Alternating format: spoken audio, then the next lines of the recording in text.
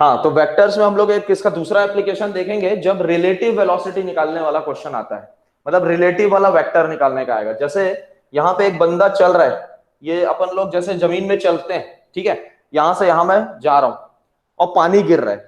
इस क्वेश्चन को याद रखना, कई टाइप से टफ बनाया जा सकता है, पानी का डायरेक्शन बदल देगा, पानी अभी सीधा गिरा रहा, पानी को टेढ़ा गिरा देगा, ठीक है। अब अपने से यहाँ पे पूछता है कि अगर मेरे पास हाथ में अम्ब्रेला है तो मुझे किधर पकड़ना चाहिए। खुद ही सोचो, इमेजिन करो, अगर पानी गिर रहा है, बहुत तेज बारिश हो रही है, तो अपन अम्ब्रेला को कैसे पकड़ते हैं?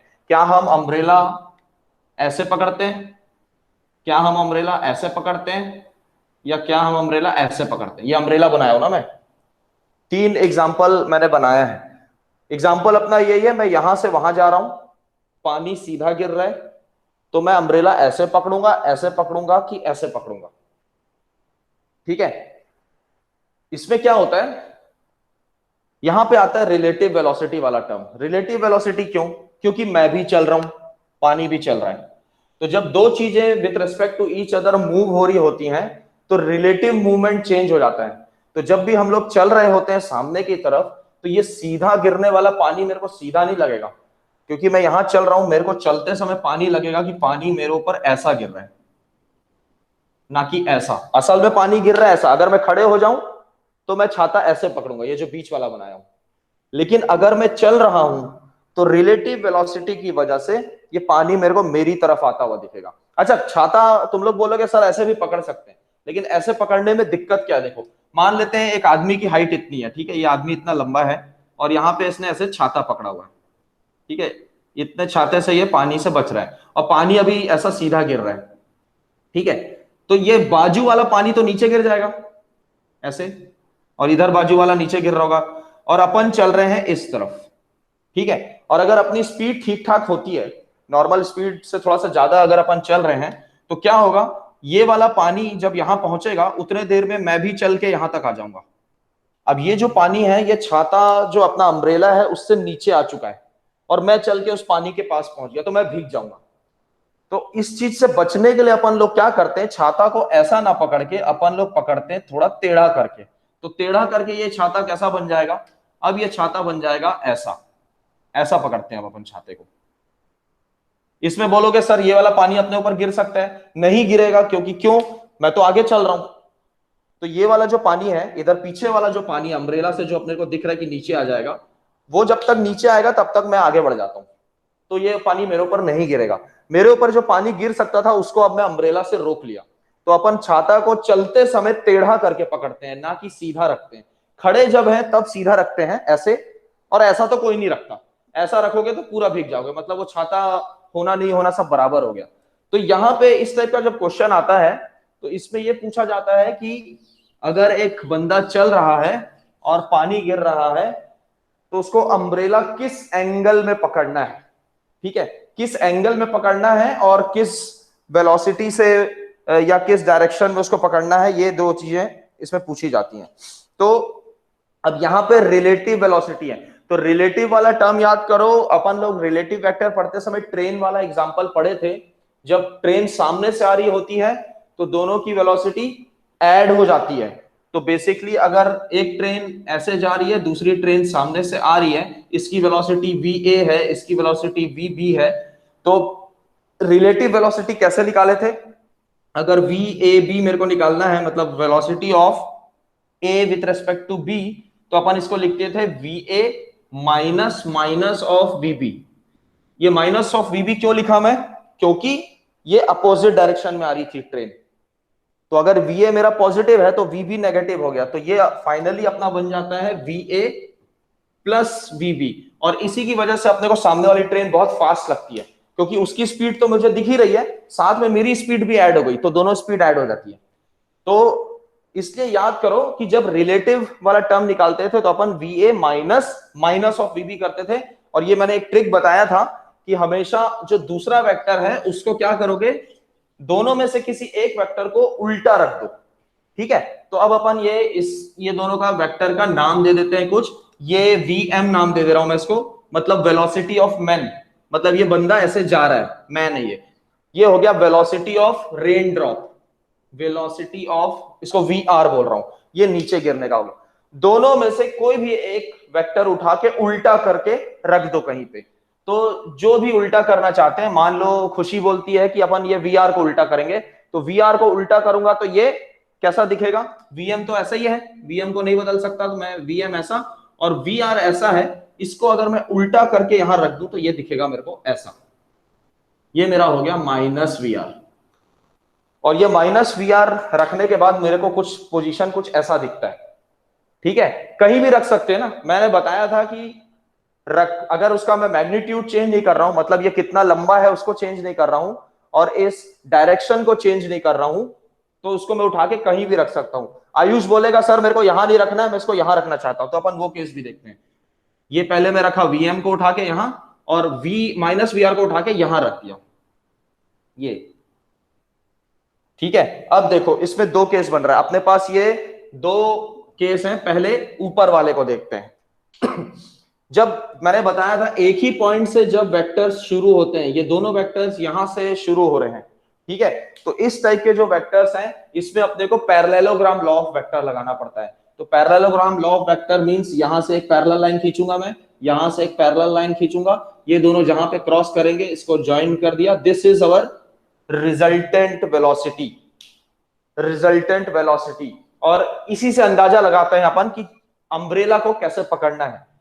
पानी गिर रहा है नीचे, मैं चल रहा हूं इधर, एक को उल्टा रखा, यहां से मेरे को पता चल गया अम्ब्रेला मुझे ऐसे पकड़ना है, मतलब इस एंगल पे पकड़ना है, और इस वेक्टर का मैग्नीट्यूड कितना होगा वो इन दोनों की वैल्यू से पता चलेगा मेरे को, ठीक है। दूसरा चीज, अब आयुष वाला केस, आयुष क्योंकि बोला था वेक्टर को यहां रखना है, इस केस में इसका टेल इसके हेड में रखा हुआ, देखो ये यहां से यहां खत्म हुआ फिर यहां चलू। जब ये वाला केस होता है तो अपन लोग triangular law of vector follow करते हैं, तो ट्रायंगुलर लॉ ऑफ वेक्टर में रिजल्टेंट वेक्टर देखो ये वाला बनेगा ऐसा, मतलब इसके टिप तक जाना था मेरे को ऐसे, ये इसका रिजल्टेंट वेक्टर को कुछ नाम देना पड़ेगा, इसको मैं क्या बोलूं, वी यू कर देता हूं, वी यू मतलब वी यू फॉर अम्ब्रेला, ठीक है, वी यू।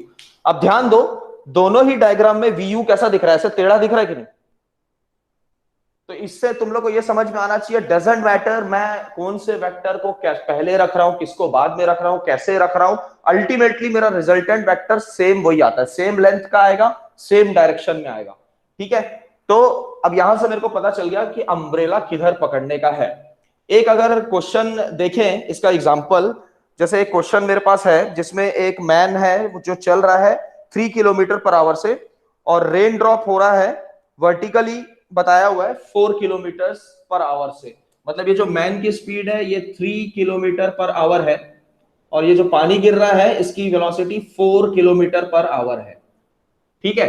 तो ये दोनों स्पीड्स अपने को मालूम है। अब मेरे से पूछ रहा है कि बताओ कि अम्ब्रेला को किस डायरेक्शन में पकड़ना होगा, ठीक है। और दूसरा चीज यहां पे ये पूछा है what is the velocity of raindrop with respect to man, what is the velocity of raindrop with respect to man, मतलब जैसा बोलता है वैसे ही लिखना, याद रखना, raindrop with respect to man मतलब वी आर एम बोलूंगा मैं इसको। अगर velocity of man with respect to raindrop बोलता तो मैं उसको वी एम आर लिखता, ठीक है। तो अभी मेरे से बोला है velocity of raindrop with respect to man, तो वी आर एम लिखूंगा मैं इसको, और इसकी वैल्यू मेरे को निकालनी है। तो ये जो डायग्राम बनाए अपन लोग यही यूज करेंगे जब भी रिलेटिव वेलोसिटी निकालते हैं। दोनों में से किसी एक वेक्टर को उल्टा कर दिए, मैंने किसको उल्टा किया, ये वाले वेक्टर को उल्टा करके यहां रख दिया। अच्छा कोई बोलेगा, मान लो जैसे अभी अजहर आया, अजहर बोलेगा कि मेरे को सर इसको उल्टा नहीं करना है, मेरे को इसको उल्टा करना है, तो इसको उल्टा करके बना के देखते हैं कि क्या बनता है। अब मैं रेन ड्रॉप को नहीं पलटाऊंगा, रेन ड्रॉप जैसा दिख रहा है उसको वैसे ही रहने देते हैं, ये ऐसा दिख रहा है, ठीक है। इसको उल्टा कर दूंगा तो कैसा दिखेगा, देखो ऐसा दिखेगा, ऐसा दिखेगा कि नहीं, ये अपना हो गया माइनस वीएम, क्योंकि वीएम को उल्टा कर दिया, ये दिख रहा है मेरे को वी आर। इसमें सीन ये बदल गया कि यहां पे अपन निकाल रहे थे कि अम्ब्रेला कैसे पकड़ना है, ये वाले सीन में अपने को ये पता चल रहा है कि रेन ड्रॉप मेरे को कैसा दिख रहा है, मतलब रेन ड्रॉप मेरे को इनका रिलेटिव निकालूंगा तो मेरे को दिख रहा है रेन ड्रॉप ऐसा। क्यों? क्योंकि रिजल्टेंट वेलोसिटी में निकाला होगा ना, यहां से ऐसे पैरेललोग्राम बनाया होगा और यहां से मैं खींचा होगा एक डायगोनल, और यही डायगोनल बताएगा कि पानी मेरे को कैसा गिरता हुआ दिखेगा। मैं एक बार फिर से रिपीट कर रहा हूं, एक बंदा सीधा चल रहा है, पानी ऐसे गिर रहा है। क्वेश्चन ये आता है कि हमको अम्ब्रेला किस डायरेक्शन में पकड़ना होगा। तो अगर मेरे को पानी मेरी तरफ ऐसा आता हुआ दिखेगा, टेढ़ा ही दिखता है, तो अम्ब्रेला अपन ऐसे सीधा ना पकड़ के अपन अम्ब्रेला को थोड़ा सा ऐसे पकड़ते हैं। इसको कैमरा में देख के समझने की कोशिश करो। मैं ऐसे चल रहा हूं ना अम्ब्रेला पकड़ के, मैं ऐसे नहीं पकड़ूंगा अम्ब्रेला को, क्योंकि मैं चल रहा हूं इसलिए मैं अम्ब्रेला को थोड़ा सा ऐसे सामने की तरफ पकड़ूंगा। तो इस चीज को समझो कि सीधा सीधा अपन तब पकड़ते हैं जब अपन खड़े हुए। जैसे सपोज मैं एक जगह बस का वेट करने के लिए खड़ा हूं और मेरे ऊपर कुछ है नहीं, पानी से बचने के लिए अम्ब्रेला पकड़ा हूं, तब मैं सीधा पकड़ूंगा अम्ब्रेला को, पानी सीधा गिरेगा, पानी सीधा गिर रहा है। लेकिन जब मैं चलूंगा ना तो यही पानी मेरे को मेरी तरफ ऐसे आते हुए दिखेगा रिलेटिव वेलोसिटी की वजह से। तो उसकी वजह से हमको अम्ब्रेला टेढ़ा पकड़ना पड़ता है। तो अपने को यहां से दो चीज पूछा है कि VRM कितना होगा, मतलब raindrop with respect to man कितना होगा। और दूसरा चीज मेरे से पूछा है कि क्या पूछा है, हाँ, in which direction man should hold his umbrella. ठीक है, तो VRM निकालने का सबसे बेस्ट तरीका है, अपन लोग मैग्नीट्यूड निकालना जानते हैं, under root of VR square plus VM square. आगे 2 VR VM cos थीटा भी रहा होगा, लेकिन इन दोनों के बीच में एंगल कितना है, ये वाला एंगल कितना है, 90 डिग्री है। तो 90 डिग्री है तो cos 90 जीरो होता है, तो वाला टर्म लिखने की जरूरत नहीं है। तो VR स्क्वायर मतलब हो गया 4 स्क्वायर प्लस 3 स्क्वायर, और इसका सॉल्व करने पे आएगा 5 किलोमीटर पर आवर। इसका मतलब मेरे को जो पानी की बूंद मेरी तरफ आती हुई दिखेगी वो 5 किलोमीटर पर आवर की स्पीड से दिखेगी। भले मैं 3 की स्पीड से चल रहा हूं, पानी 4 की स्पीड से गिर रहा है, लेकिन मेरे को जो जब देखो जब गाड़ी अपन चला रहे होते तो जब मुंह में छींटे पड़ते हैं, पानी गिरता है तो बहुत जोर से लगता है, जैसे कोई झापड़ मार रहा है टाइप का। वही चीज अगर खड़े रहोगे तो हल्का लगता है, जोर से नहीं लगेगा। तो ये स्पीड क्यों बढ़ गई, जोर से क्यों लग रहा है, क्योंकि मैं मेरी रिलेटिव स्पीड भी है, पानी गिर रहा है और मैं पानी की तरफ भाग रहा हूं, तो ये जोर से लगता है अपने को। खड़े रहूंगा तो सिर्फ पानी लग रहा है मेरे को, मैं उसको उसकी रिलेटिव वेलोसिटी को नहीं बढ़ा रहा हूं। तो यहां देखो रिलेटिव वेलोसिटी बढ़ गई। दूसरा चीज मेरे से पूछा जाएगा कि ये बताओ कि ये किस एंगल में पकड़ना है इसको, थीटा, ये वाला थीटा बताना होगा अपने को। तो थीटा निकालने का बेस्ट तरीका है, अपने को एक ट्राइंगल दिख रहा है, उसमें से कुछ चीजें अपने को मालूम है। कौन कौन सी चीज मालूम है मेरे को, ये वाला हाइट मालूम है, ये वाला लेंथ मालूम है। ठीक है, मतलब बेस मालूम है, हाइट मालूम है कि ये कितना है VM है, ये कितना है VR है। माइनस इसलिए नहीं बोल रहा हूं क्योंकि अभी अपन सिर्फ मैग्नीट्यूड की बात कर रहे हैं। तो मैग्नीट्यूड में अपन लोग दोनों एंगल की ये दोनों का वैल्यू रखेंगे और tan थीटा निकाल लेंगे। मतलब VR अपॉन VM करूंगा तो tan थीटा निकल जाएगा। तो tan थीटा हो गया मेरा, VR की वैल्यू है 4, VM की वैल्यू है 3। तो tan थीटा हो गया 4/3, और इसको सॉल्व करूंगा तो tan थीटा अपना आ गया 4/3। तो यहां से अपन लोग थीटा बोल सकते हैं, theta is equal to tan inverse 4/3। It is tan inverse 4/3। अच्छा, इसमें दो टाइप से क्वेश्चन पूछता है, कभी कभी ये पूछेगा ये जो थीटा है इसको विथ हॉरिजॉन्टल कितने एंगल पे पकड़ना है। तो हॉरिजॉन्टल मतलब जमीन को देखते हैं अपन लोग, तो हॉरिजॉन्टल बताते समय मैं ये आंसर बताऊंगा। अगर क्वेश्चन में ये पूछ लिया कि विथ रिस्पेक्ट टू वर्टिकल बताओ कि कितना होगा, तब मेरे से ये वाला थीटा नहीं पूछ रहा है, तब मेरे को ये वाला एंगल बताना है, ये वाला एंगल। तो इसको मैं कुछ नया नाम दे देता हूं, फाई। तो फाई वाला एंगल बताना। विथ वर्टिकल मतलब इसके हिसाब से कैसे पकड़ना है, तो इसके हिसाब से पकड़ना है। तो मैं अब निकालना चाहता हूं tan फाई। tan फाई क्या हो जाएगा उस डायग्राम में देख के देखो, tan फाई मेरा हो जाएगा ये दिस, मतलब VM अपॉन VR, और VM अपना है 3, VR है 4। तो यहां देखो 4/3 आया था, यहां पे 3/4 आया। तो थोड़ा सा मैटर बदल जाता है, इसलिए क्वेश्चन में क्या पूछा है आप लोग को बहुत ध्यान से पढ़ना है कि विथ हॉरिजॉन्टल पूछा है कि विथ वर्टिकल पूछा है। और दूसरा चीज ये समझ में आना चाहिए कि यहां पे मेरे को रिलेटिव वेलोसिटी निकालना है कि रिजल्टेंट वेलोसिटी निकालना है। तो इस टाइप का केस में जब मैं भी चल रहा हूं, पानी भी गिर रहा है, तो अपन को रिलेटिव वेलोसिटी निकालनी होती है। तो रिलेटिव वेलोसिटी में हम लोग हमेशा वो वाला फंडा यूज करेंगे जिसमें एक वेक्टर को पलटा के हमेशा उल्टा करना होता है। ठीक है, वो ट्रेन वाला एग्जांपल याद रखो, जब ट्रेन सामने से आती है तो स्पीड बढ़ जाती है, मतलब ऐड हो जाता है, बल्कि वो तो अपोजिट डायरेक्शन में आ रही थी, माइनस होना चाहिए, लेकिन उसको मैंने उल्टा करके रखा तो माइनस माइनस प्लस हो गया। वैसे ही अगर ट्रेन साथ में चल रही होती है तो रिलेटिव वेलोसिटी कम हो जाती है, क्योंकि साथ में चल रही है तो सेम डायरेक्शन तो प्लस होना चाहिए था, लेकिन उल्टा कर दिया तो माइनस करके करना पड़ा। ठीक है, इसके अलावा एक फिर अपना एक टॉपिक आता है resolution of vector. Resolution of vector ये कुछ नहीं है, ये अपन लोग जो पढ़े हैं अभी अभी अपन लोग पढ़े हैं रिजल्टेंट वेक्टर निकालना सीखे हैं।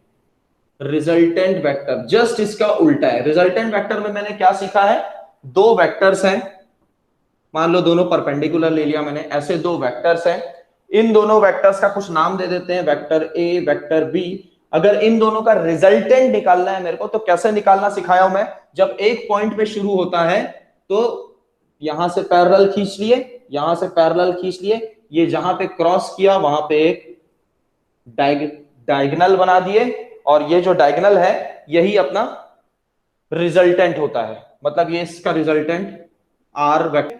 इसके अलावा देखो अब इसका उल्टा क्या होगा, इसका उल्टा ये होगा कि हमको ए और बी वेक्टर नहीं दिया रहेगा, अपने को एक ऐसा टेढ़ा वाला वेक्टर दे देगा ऐसा, इसका नाम अपन सेक ऑफ कन्वीनियंस के लिए आर ही रख लेते हैं, जैसे उस डायग्राम में दिख रहा है। उल्टा ये होगा कि मेरे को यहाँ पे ए और बी की हेल्प से मैंने आर निकाला था, यहाँ पे आर की हेल्प से अपन ए और बी निकालेंगे। अच्छा, ए और बी कैसे निकालेंगे, इस चीज को समझो, ये आर ए और बी क्या है। ए और बी वो दो वेक्टर्स हैं जो मिलके कुछ काम कर रहे थे, ठीक है, वेलोसिटी वेक्टर हो सकता है, डिस्प्लेसमेंट वेक्टर हो सकता है, फोर्स वेक्टर हो सकता है। एक जन टेबल को यहां खींच रहा था, एक जन टेबल को यहां खींच रहा था, अल्टीमेटली मैं देखा टेबल यहां पहुंचा, ये अपन एग्जांपल देखे थे। ठीक है, तो ए और बी मिलके जितना काम करते हैं, आर वेक्टर अकेला उतना काम करता है, ये हो गया। उल्टा इसका क्या होगा, आर वेक्टर जितना अकेले काम करता है, इससे रिलेटेड मेरे को अब दो वेक्टर ऐसा बनाना है जो दोनों मिलके वही काम करें जो ए और बी करते हैं। तो ऐसे तुम लोग बोलोगे सर ये ए और बी जैसा बना दो, ऐसा नहीं है, हजारों लाखों इनफाइनाइट नंबर ऑफ ऐसे वेक्टर्स, दो वेक्टर्स हो सकते हैं जो उतना काम करेंगे जो आर के जैसे जितना काम करते हैं। लेकिन इस चीज से, इस कंफ्यूजन से बचने के लिए मैं क्या करूंगा, मैं एक फ्रेम ऑफ रेफरेंस पकड़ूंगा। फ्रेम ऑफ रेफरेंस क्या होता है, फ्रेम ऑफ रेफरेंस जैसे अपने लिए फ्रेम ऑफ रेफरेंस नॉर्मली होता है एक्स वाई प्लेन, ये एक्स हो गया, ये वाई हो गया, अपन लोग नॉर्मली एक्स वाई प्लेन की बात कर रहे होते हैं, और मैं इससे फेमिलियर हूं, मेरे को ये चीज समझ में आती है।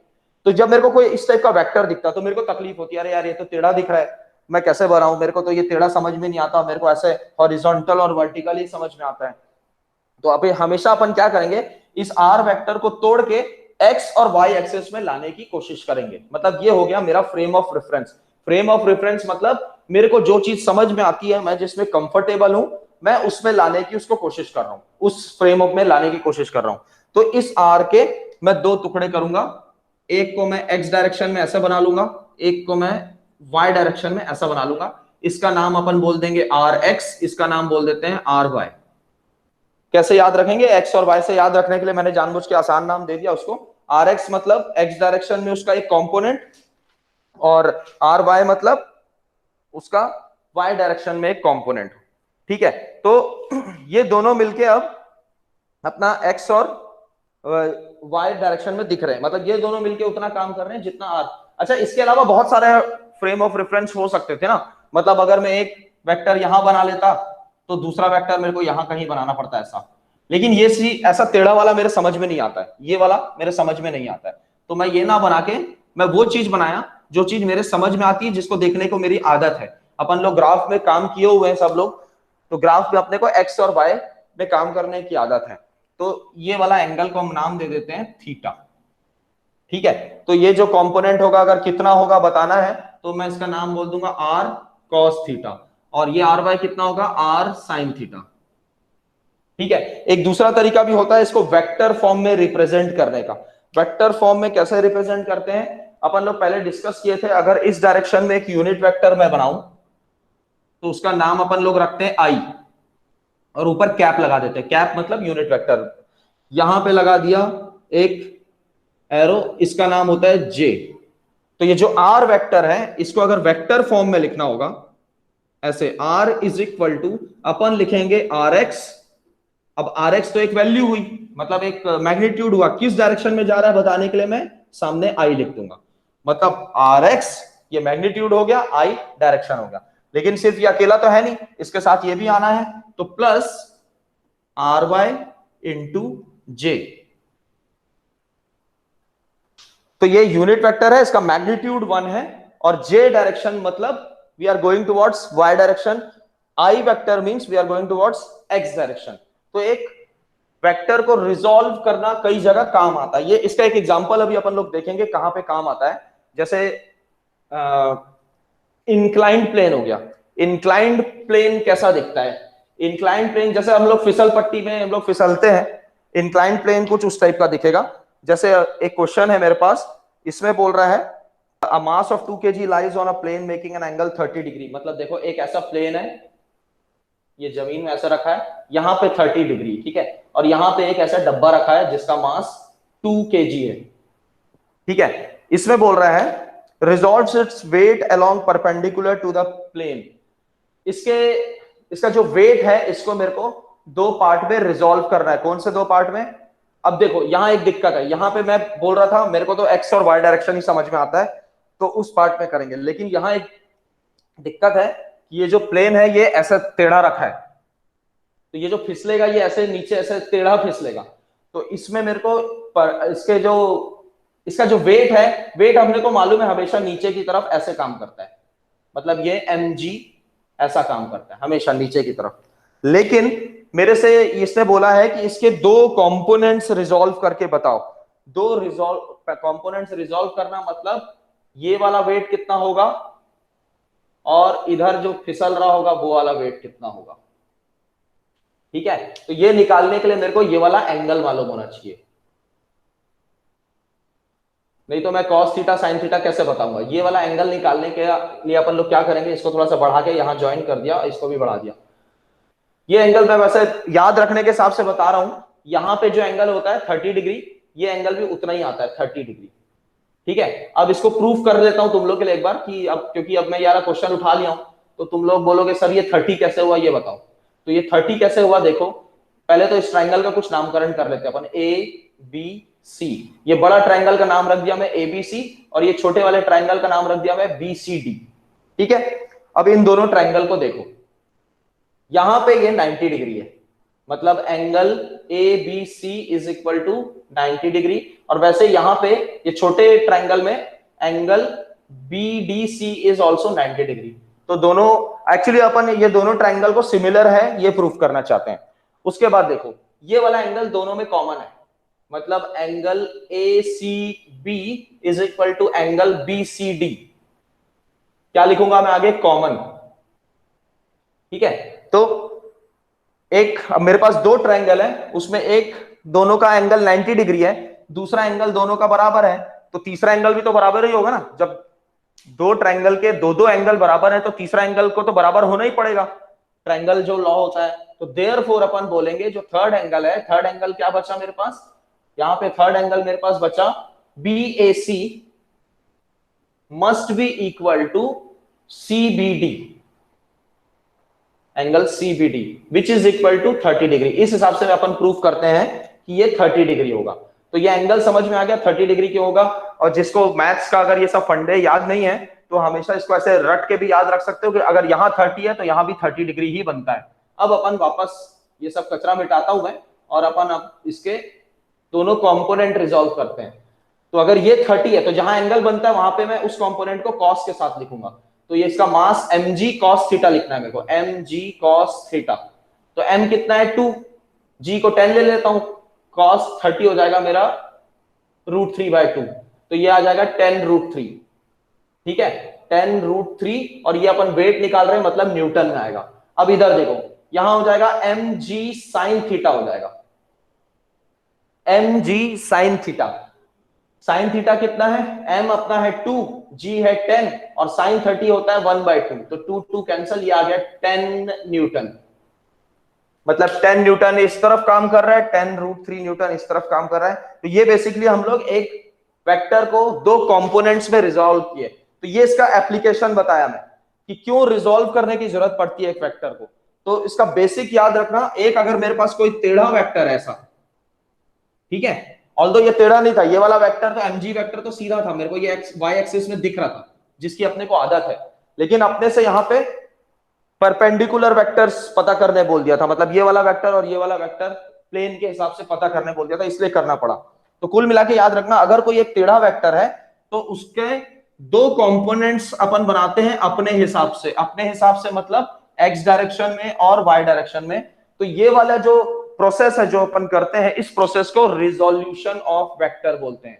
When we resolve a given vector into its two components, it is known as resolution of vector. तो अगर ये वेक्टर ए था तो इस वेक्टर का नाम मैं रख दूंगा ए एक्स और इस वेक्टर का नाम रख दूंगा ए वाई। मतलब जो ए वेक्टर है वो ए एक्स प्लस ए वाई होता है। और अगर वेक्टर के फॉर्म में लिखना है तो ए एक्स आई और ए वाई जे, ऐसे बताएंगे अपन। ये वेक्टर का फॉर्म हो गया। अगर आई और जे ना लिखूं तो मैं सिर्फ मैग्नीट्यूड लिख रहा हूं, डायरेक्शन नहीं लिख रहा हूं, और वेक्टर लिखते समय डायरेक्शन लिखना भी इंपॉर्टेंट है। तो ये चीज याद रखना, ठीक है। अब इसके देखो बहुत सारे ना एप्लीकेशन होते हैं। जैसे एक एप्लीकेशन मेरे को अभी दिखा कि वेट लिफ्टर को देखो, वेट उठाते जब कंपटीशन होता है ओलंपिक्स में, तो वेट लिफ्टर वेट कैसे उठाता है। एक ऐसा वेट है, ऐसा रॉड है, ठीक है, ऐसा रॉड रहता है और इसमें ऐसे वेट लगे रहते हैं, ऐसे बहुत सारे ऐसे वेट लगे रहते हैं, है ना। ऐसे छोटा प्लेट लगा रहेगा, ऐसा इधर 50 किलो का 25 किलो का प्लेट्स लगा रहता है। इसको एक वेट लिफ्टर उठाता कैसे, जब यहाँ एक बंदा ऐसे खड़ा होता है, मैं इसका टाइम क्लास वाला वो बनाने की कोशिश करता हूं, तो ये ऐसे पकड़ता है, ऐसे पकड़ता है कि नहीं। मतलब जब अपन वेट उठाते हैं तो हाथ को ऐसे रखते हैं। ये हाथ को यहां भी तो रख सकता था, ऐसे सीधा भी तो रख सकता था, लेकिन अब ऐसे हाथ रखने में और टेढ़ा रखने में क्या फायदा और नुकसान है, ये समझते हैं अपन लोग, ठीक है। अब देखो यहां पे मैक्सिमम फोर्स लगाना पड़ता है इसको, ये ऊपर की तरफ पूरा फोर्स लगा रहा है, ठीक है। मतलब फोर्स अपना लग रहा है इस डायरेक्शन में, मैक्सिमम फोर्स। इसका कोई कंपोनेंट नहीं बना सकता मैं, क्योंकि ये तो मेरे को सीधे सीधे वाई एक्सिस में दिख गया। अब यहां पे देखो, जब टेढ़ा वाला फोर्स लगता है तो एक फोर्स लगा रहा है ये ऐसे, ठीक है। तो इस केस में क्या होता है, इस फोर्स का एक कंपोनेंट ऊपर की तरफ काम करेगा, इसको मैं एफ वाई बोलूंगा, और एक कंपोनेंट इधर काम करेगा एफ एक्स। वैसे ही ये वाले हाथ से जब ये इधर फोर्स लगाता है तो एक कंपोनेंट ऊपर की तरफ काम कर रहा है एफ वाई, और एक कंपोनेंट इधर की तरफ काम कर रहा है एफ एक्स। और मैं मान के चल रहा हूं दोनों हाथ से वो बराबर ताकत लगा रहा है, तो इसलिए एफ लिख लिया, यहां भी एफ लिख लिया, ठीक है। तो अब इसमें अपन इमेजिन करें, यहीं पे बनाऊं तो एक एफ एक्स मेरे को इधर दिख रहा है, एक एफ एक्स मेरे को इधर दिख रहा है। तो एफ एक्स, और ये उल्टा है इसलिए माइनस एफ एक्स हो गया, तो ये दोनों कट गए। और यहां पे ऊपर ये वाला एफ वाई दिख रहा है मेरे को एक, और ये वाला एक एफ वाई दिख रहा है। तो इस केस में हुआ क्या, वो जो पूरी जो ताकत लगाया था ना, ये जो एफ ताकत लगाया था, उसमें से एक कंपोनेंट तो कट गया, एफ एक्स कट गया। तो जब अपन वेट को ऐसे टेढ़ा पकड़ते हैं तो मेरे को कम ताकत लगानी पड़ती वेट को उठाने के लिए, और अगर मैं वेट को ऐसा सीधा पकड़ूं तो मेरे को ज्यादा ताकत लगानी पड़ेगी, और ये ऐसे झुक भी जाएगा ये बहुत ज्यादा, और ये वेट बहुत ज्यादा रहता है ना, हाथ टूट सकता है।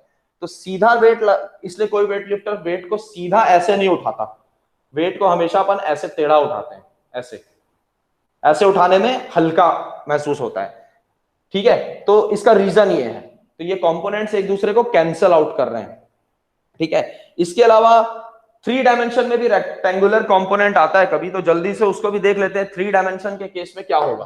3 डायमेंशन के केस में ये जो एक्स और वाई लिख रहा था, इसके अलावा एक जेड भी आ जाएगा। मींस पहले तो अपन एक अपना फ्रेम ऑफ रेफरेंस बना लेते हैं, ये एक्स है, ये वाई है, और इधर ऐसा जेड है, ठीक है। अब मैंने बना लिया एक वेक्टर आर, ठीक है, ये एक वेक्टर है। अब ये वेक्टर को कैसे इमेजिन करो, अभी तुम लोग क्लास में अगर यहां बैठे रहते तो मैं तुम लोगों को ज्यादा अच्छे से समझा पाता। अपने अपने रूम का एक कोना पकड़ लो, ठीक है, एक कोना जैसे दिखता है, उस कोने को इमेजिन करो। मैं इसको यहां पे बनाने की कोशिश करता हूं। कौन सा हिस्सा दिख रहा है तुम लोगों को, जैसे ये दिख रहा है सपोज, है ना, ये ऐसा कोना दिख रहा है। मतलब ये एक फोन, मतलब ये जमीन का काम कर रहा है मेरा फोन, ये दीवार का काम कर रहा है, ये भी दीवार का काम कर रहा है। दो दीवार हो गई, रूम को इमेजिन करो अपने, दो दीवार हो गई, नीचे जमीन हो गई, तो ये जमीन है, बाकी बोर्ड एक दीवार है, मेरा हाथ एक दीवार है। इसमें अगर मैं एक पेन को ऐसे रखूं, हवा में है याद रखना, ये ऐसे बोर्ड से लगा हुआ नहीं है, ये ऐसा है थोड़ा, ठीक है, ये बाहर की तरफ है हवा में, तो ऐसा दिखेगा कुछ। ये जैसे इमेजिन करो एक बड़ा सा डंडा तुम लोग कोने में ऐसे रख दो, जो कि किसी किसी भी चीज को, मतलब जमीन को या दोनों दीवार को टच ना कर रहा हो, तो वैसे हवा में होगा, तो उसका जमीन से एक डिस्टेंस होगा, सामने वाली दीवार से एक डिस्टेंस होगा, और ये बोर्ड से भी एक डिस्टेंस होगा। तो हमेशा ये वाला जो केस होता है, ये 3 डायमेंशनल केस होता है।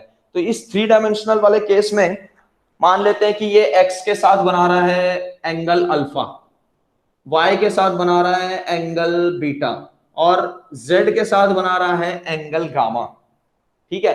वैसे ही इसका एक्स से कुछ डिस्टेंस होगा, वाई से कुछ डिस्टेंस होगा, और ऐसे ही जेड से कुछ डिस्टेंस होगा। तो इसको बताने का सबसे बेस्ट तरीका क्या होता है, अपन यहां से हमेशा ऐसे एक इसका क्यूबॉइड बना लेते हैं। क्यूबॉइड कैसा दिखेगा, ऐसा,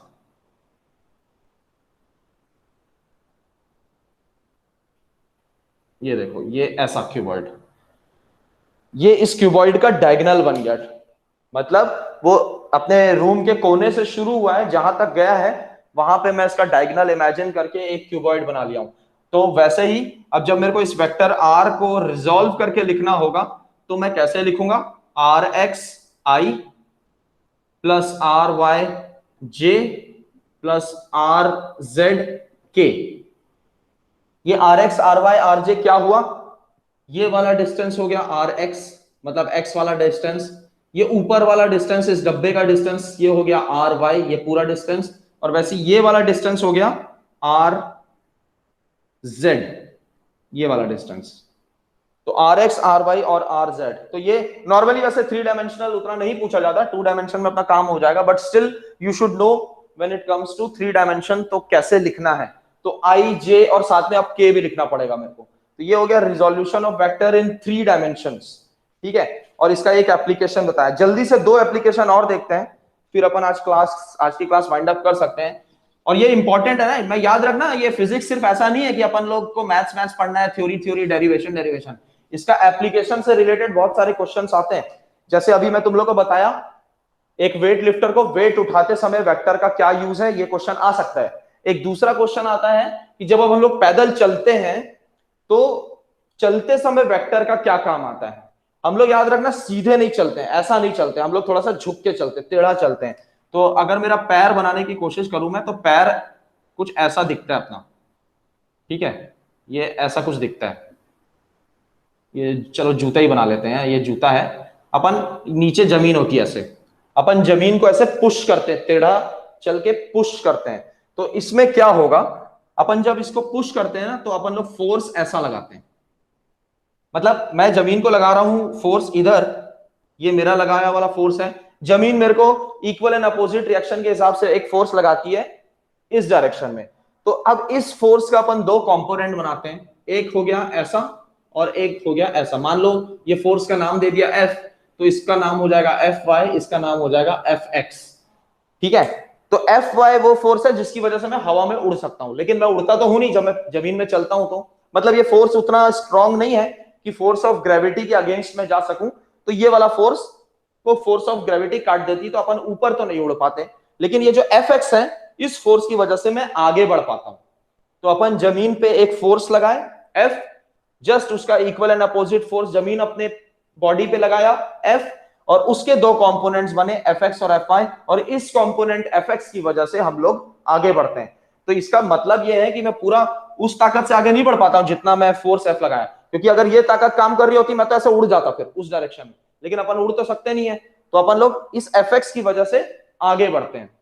वैसे ये क्वेश्चन आता है, तुम लोग क्रिकेट के मैच में देखे होंगे, जब ब्रेक होता है या क्रिकेट के मैच से पहले एक पिच में रोलर चलाते हैं। तो ये रोलर वाला एक क्वेश्चन आता है कि रोलर को पुश करना ज्यादा आसान है कि पुल करना ज्यादा आसान है, मतलब what is easier to pull the roller और लॉन रोलर, या हाँ लॉन रोलर ही बोलेंगे अपन, और पुश द रोलर। तो अपन लोग दोनों एग्जांपल देखते हैं। वो रोलर दिखता कैसे है, एक ऐसा भारी सा, एक उसमें चक्का जैसा कुछ होता है, भारी सा फ्लैट होता है जो सिलेंड्रिकल शेप का, और उसमें एक अपना यहाँ पे ऐसे हैंडल बना होता है, ये हो गया इसका हैंडल ऐसा। तो सेम अपन एक दूसरा मैं रोलर बनाता हूं, इसमें भी सेम अपन इसी एंगल पे एक सेंटर से इसका ये बनाएंगे, ये सेंटर पे रहता है ऐसे, और सेम इसका हैंडल ले लिया मैं ऐसे। ठीक है, दो केस बनाएंगे, एक केस पुश वाला, एक केस पुल वाला। अब अपन देखते हैं इसमें, इससे तुम लोग को समझ में आएगा वेक्टर के फायदे क्या, अपन लोग वेक्टर पढ़ क्यों रहे, क्या होता है। देखो, जब पुश कर रहा हूं मतलब मैं इसको ढकेल रहा हूं, मतलब मेरे को उधर जाना है, ठीक है, और मैं इसको ऐसे करके ढकेल रहा हूं। तो जब ढकेल रहा हूंगा तो मैं फोर्स किधर लगाऊंगा, मैं फोर्स लगाऊंगा इधर। ठीक है, ये हो गया फोर्स एफ। ठीक है, अब इस फोर्स का दो कंपोनेंट बनेंगे, एक नीचे की तरफ, एक इधर की तरफ। नीचे वाले कंपोनेंट को मैं बोल रहा हूं क्योंकि वाई एक्सिस में बन रहा है तो एफ वाई, ये वाले को नाम दे दिया एफ एक्स। ठीक है, एक फोर्स तो ये हो गया। और ये रोलर क्योंकि बहुत भारी रहता है तो इसका ये mg जो है ये नीचे की तरफ काम करेगा। तो कुल मिला के मेरे को नीचे जो फोर्स लग रहा है वो एफ वाई प्लस mg लग रहा है, टोटल वेट। मतलब मेरे को ये थोड़ा सा भारी लगेगा रोलर, इसका असली वेट तो mg था, लेकिन इसमें ये एफ वाई वाला कंपोनेंट ऐड हो जा रहा है। देखो दोनों सेम डायरेक्शन में, ये भी वेट भी नहीं हमेशा नीचे की तरफ, एक कंपोनेंट नीचे की तरफ। अब दूसरा चीज, मेरे को अभी भी आगे जाना है लेकिन मैं रोलर को ऐसे पीछे से पकड़ के खींचूंगा, देखना उसमें खींचते हैं वहां पे आदमी लोग। तो जब मैं खींचूंगा तो मैं फोर्स किधर लगा रहा हूं, मैं फोर्स लगा रहा हूं इधर ऐसे। ढकेल रहा था तो फोर्स इधर लगा रहा था, खींच रहा हूं तो फोर्स उधर लगा रहा हूं। तो जब मैं फोर्स उधर लगाता हूं तो इसके दो कंपोनेंट्स बनेंगे, देखो कैसे बनेंगे, यहां पे बनाते हैं अपन। ये मेरा हो गया एफ एक्स और ये हो गया एफ वाई, और इसका वेट नीचे की तरफ काम कर रहा है एम जी। ठीक है, तो अब मेरे को इसका टोटल वेट जो लगेगा वो देखो क्या लगेगा, एम जी तो नीचे की तरफ काम कर रहा है, लेकिन ये जो एफ वाई है ना ये माइनस हो जाएगा क्योंकि ये अपोजिट डायरेक्शन में, तो माइनस एफ वाई।